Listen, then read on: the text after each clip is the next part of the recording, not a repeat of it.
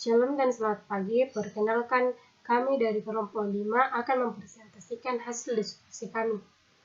Pertama-tama, perkenalkan nama saya Resa dan teman saya bernama Delki. Kami akan membahas mengenai infrastruktur, teknologi, dan perkembangan teknologi. Definisi infrastruktur TI. Infrastruktur TI didefinisikan sebagai sumber daya teknologi bersama yang menyediakan platform untuk aplikasi sistem informasi perusahaan yang terperinci. Infrastruktur TI meliputi investasi dalam perinti keras, perinti lunak, dan layanan seperti konsultasi, pendidikan, pelatihan yang tersebar di seluruh perusahaan atau tersebar di seluruh unit bisnis dalam perusahaan. Hubungan di antara perusahaan, infrastruktur TI, dan kapasitas bisnis, seperti yang terlihat pada gambar. Layanan suatu perusahaan adalah kemampuan untuk menyediakan kepada pelanggannya, pemasok, dan karyawan yang memiliki fungsi secara langsung terhadap infrastruktur TI. Terdapat 5 tahap dalam evolusi ini, masing-masing mempresentasikan suatu konfigurasi komputasi yang berbeda mengenai daya dan elemen infrastruktur. Yang pertama, era mainframe umum dan komputer mini pada tahun 1999 hingga sekarang. Infrastruktur TI dalam era mainframe terdiri atas sebuah mainframe yang melakukan foto yang dapat membuat keribuan terminal dan pada akhirnya beberapa komputasi berdesentralisasi dan departemen menggunakan komputer mini dalam jaringan. Yang kedua, era komputer pribadi dari tahun 1981 hingga sekarang. Dalam infrastruktur TI didominasi oleh penggunaan komputer desktop dengan perangkat produktivitas kantor. Yang ketiga, era klien atau server pada tahun 1983 hingga sekarang. Infrastruktur yang lebih mendominasi pada era klien dan server pada tahun 1983 hingga sekarang terdiri atas jaringan klien desktop atau laptop hingga komputer server yang lebih kuat menangani sebagian besar pengelolaan dan pengambilan data. Yang keempat, era komputasi perusahaan pada tahun 1992 hingga sekarang. Perubahan infrastruktur TI yang di atas menghasilkan perkembangan dalam komputer, chip memori, perangkat penyimpanan, telekomunikasi, dan jaringan perangkat keras, peranti lunak, dan rancangan peranti lunak yang telah meningkatkan daya komputasi secara eksponensial, pengurangan biaya juga secara eksponensial. Yang kelima, era cloud dan mobile pada tahun 2000 hingga sekarang. Pertumbuhan kapasitas bandwidth internet telah mendorong model konfigurasi klien hingga server lebih maju. Komputasi awam mengacu pada pertimbangan yang menyediakan akses ke dalam sumber daya komputasi yang terintegrasi dan boleh dibagikan melalui sebuah jaringan yang biasanya adalah internet. Teknologi pendorong dalam evolusi infrastruktur. Yang pertama, hukum Moore dan kekuatan mikroprosesor.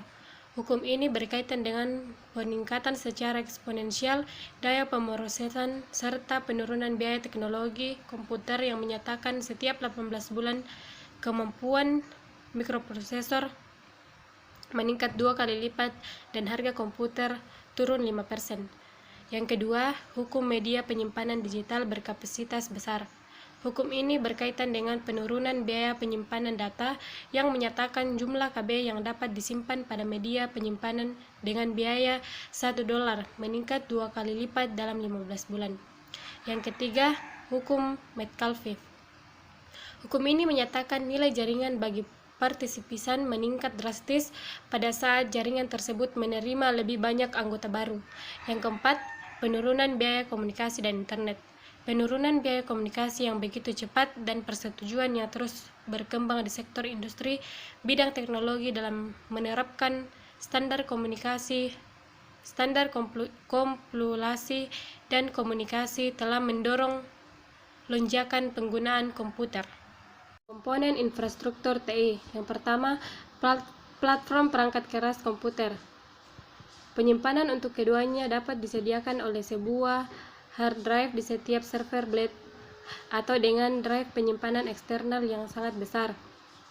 Mainframe terus digunakan untuk menangani dan mengamankan volume transaksi berskala besar, untuk menganalisis data berkapasitas besar, serta menangani beban kerja yang besar di perusahaan pusat cloud computing. Yang kedua, platform sistem operasi. Di tingkat klien, 90% PC menggunakan sistem operasi Microsoft Windows untuk mengelola berbagai sumber dan aktivitas pada komputer. Yang ketiga, aplikasi perangkat lunak perusahaan. Penyedia aplikasi perusahaan terbesar adalah SAP dan Oracle. Juga yang termasuk kategori ini adalah perangkat lunak kelas menengah yang disediakan oleh IBM dan Oracle untuk menjadikan sistem aplikasi yang sudah ada saling terhubung satu sama lain di seluruh lingkungan perusahaan. Yang keempat, pengelolaan dan penyimpanan data. Perangkat lunak perusahaan pengelola database bertanggung jawab untuk mengorganisasikan dan mengelola data perusahaan sehingga data tersebut dapat diakses dan digunakan dengan efisien. Yang kelima, platform jaringan dan telekomunikasi. Perusahaan pemimpin pasar perangkat keras jaringan telekomunikasi. Contohnya Cisco, Atlassian, Nortel, dan Jupiter Networks. Platform telekomunikasi umumnya disediakan oleh perusahaan jasa telepon atau telekomunikasi yang menawarkan konektivitas data dan suara, jangkauan jaringan yang luas, layanan komunikasi nirkabel, serta akses internet. Yang keenam, platform internet. Revolusi internet menciptakan lonjakan yang luar biasa terhadap server komputer. Banyak perusahaan mengumpulkan ribuan server kecil yang menjalankan kegiatan operasional internet mereka. Yang ketujuh, jasa konsultasi dan pengintegrasian sistem. Pengintegrasian perangkat lunak menjamin infrastruktur yang baru dapat bekerja sama dengan infrastruktur lama milik perusahaan, yang biasanya disebut sistem warisan, dan menjamin elemen baru yang terdapat pada infrastruktur dapat bekerja satu sama yang lain. Tren platform perangkat keras terkini. Platform digital mobile. Smartphone seperti iPhone, Android, dan BlackBerry telah mengadopsi banyak fungsi yang sebelumnya hanya terdapat pada PC. Di antaranya transmisi data, menjelajah web, dan mengirim surel dan pesan instan, dan lain-lain. Yang kedua, konsumerisasi dari IT dan BIOT. Konsumerisasi IT memaksa organisasi bisnis, terutama yang berskala besar, untuk memikirkan ulang cara mereka dalam memperoleh dan mengelola peralatan serta layanan TI yang dimiliki. Konsumerisasi TI tidak hanya perangkat mobile pribadi, namun juga layanan perangkat lunak seperti mesin pencari, Google dan Yahoo, Gmail, Google aplikasi, dan lain-lain. Yang ketiga, komputasi jaringan. Melibatkan pengkoneksian berbagai komputer yang berada pada lokasi geografis yang berjauhan ke dalam suatu jaringan tunggal untuk menciptakan sumber komputer virtual dengan mengkombinasikan seluruh daya komputasi komputer tersebut pada sebuah jaringan. Selanjutnya, virtualisasi.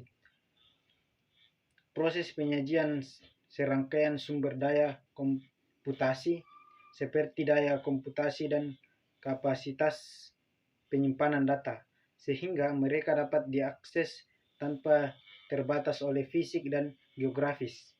Berikutnya yaitu cloud computing, sebuah model komputasi di mana aktivitas pemrosesan, penyimpanan, perangkat lunak, dan layanan lainnya disediakan layaknya sumber virtual terpadu pada suatu jaringan yang umumnya adalah internet.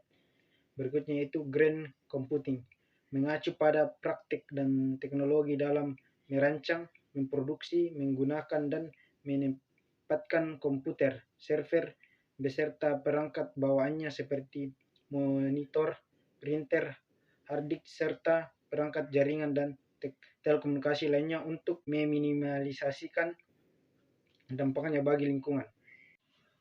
Selanjutnya itu prosesor hemat energi dengan kinerja prima.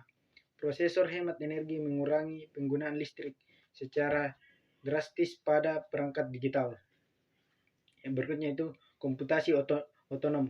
Pada komputasi otonom, sistem komputer memiliki kemampuan untuk konfigurasi dan memperbaiki dirinya sendiri secara otomatis. Platform terkini perangkat lunak. Yang pertama yaitu Linux dan perangkat lunak OpenShotcare. OpenShotcare adalah perangkat lunak yang dihasilkan oleh sekelompok programmer lepas di seluruh dunia. Linux adalah sistem operasi OpenShotcare yang andal dan elastis dan dapat beroperasi pada sebagian platform perangkat lunak serta digunakan secara luas untuk menjalankan server web. Yang berikutnya itu perangkat lunak untuk web seperti Java, HTML, dan HTML5. Java adalah sistem operasi dan bahasa program yang berdiri sendiri menyediakan lingkungan programan web interaktif. HTML adalah bahasa programan yang digunakan untuk mendefinisikan laman web guna menentukan bagaimana tulisan, gambar, video, dan surat ditetapkan pada laman web, serta untuk menciptakan link dinamis ke objek ataupun laman web lainnya. Evolusi dari HTML disebut HTML5 yang memungkinkan kita untuk menempelkan gambar, audio, video, dan elemen lainnya langsung ke sebuah dokumen tanpa membatasi proses. Yang selanjutnya itu laman web dan arsitektur berorientasi layanan. Layanan web merupakan komponen perangkat lunak tambahan berbasis jaringan standar yang bekerja pada semua aplikasi perangkat lunak dan sistem operasi. Arsitektur berorientasi layanan merupakan rangkaian layanan serba lengkap yang mengkomunikasikan aplikasi kerja perangkat lunak satu sama lain. Yang selanjutnya itu layanan alih daya perangkat lunak dan cloud service. Ada 3 sumber bagi perangkat lunak eksternal. Yang pertama, perangkat lunak terpadu dan perangkat lunak perusahaan. Yang kedua, alih daya perangkat lunak. Yang ketiga, perangkat dan layanan perangkat lunak berbasis cloud computing terdiri atas yang pertama, Mashub dan APPS. Selanjutnya, isu manajemen. Tantangan utama dalam mengelola infrastruktur meliputi yang pertama, perubahan platform dan infrastruktur. Yang kedua, pengelolaan dan pengaturan infrastruktur. Yang ketiga, melakukan investasi secara bijak.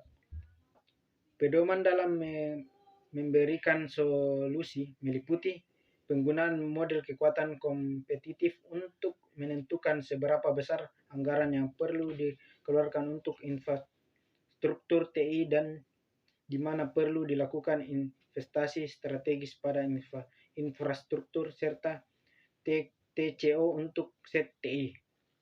Demikian presentasi dari kelompok 5. Sekian dan terima kasih.